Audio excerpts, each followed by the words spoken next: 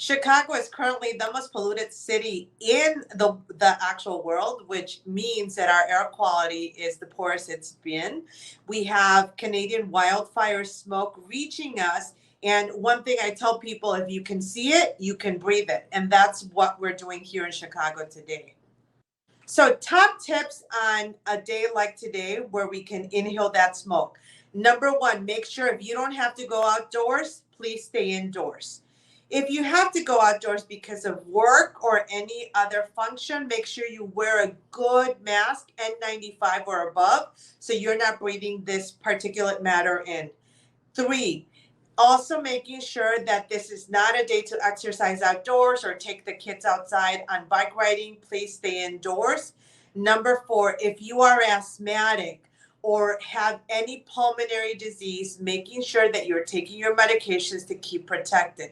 Five, closing all your doors and windows, putting on the HEPA filters as well too, to help ventilate is going to be very important.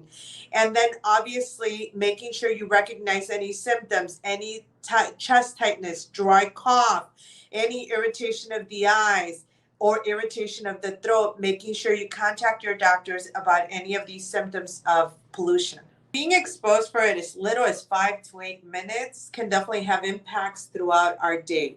So if people went outside today and didn't wear a mask, things to watch out for, remember, because these particulate matters from the wildfire smoke are 1/10 the diameter of our hair.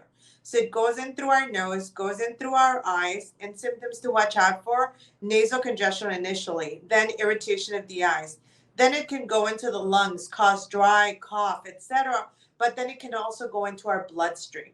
So into our bloodstream, it can also cause inflammation in other parts of our organs. And long-term particulate matter contamination can cause strokes, heart attacks. It can cause lung cancer long-term as well too, in pregnant women, premature deliveries, etc. So this is why it's important to protect ourselves during this time.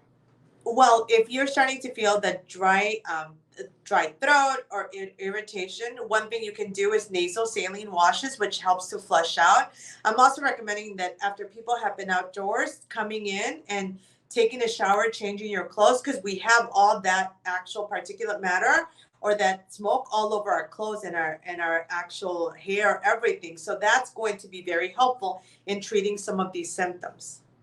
If you start experiencing chest tightness, any shortness of breath, or any feeling like something is off, people who have underlying asthma who maybe feel like their breathing is starting to be off, or any child or older adult who's also feeling any dry cough that's come on that's not getting any better, this is the time to call your doctor to get further instructions, so that way we make sure to keep you safe during this time.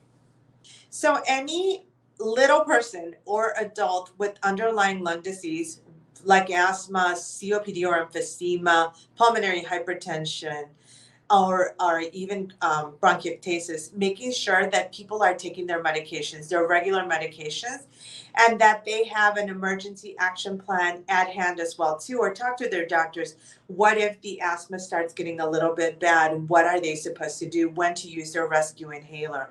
But making sure they take their everyday medications now is going to be super important in keeping their lungs healthy in the setting of this contamination. I am starting as an allergist immunologist in the city of Chicago. Asthma has been knocking on my door today. So I'm getting a lot of patient calls from little children with asthma as well as adults with asthma who went outside, didn't know it was going to be this way, and now in asthma exacerbation. So I'm walking them through their asthma action plan, how to get it a little bit better. And some I'm bringing into the office, telling them to wear a mask as they're en route to our office as well too. So that way we make sure to keep them safe and get their asthma under good control. And people can learn more at lung.org, lung.org, about how to keep safe, especially during this time of the Canadian wildfire smoke that's contaminating our city of Chicago.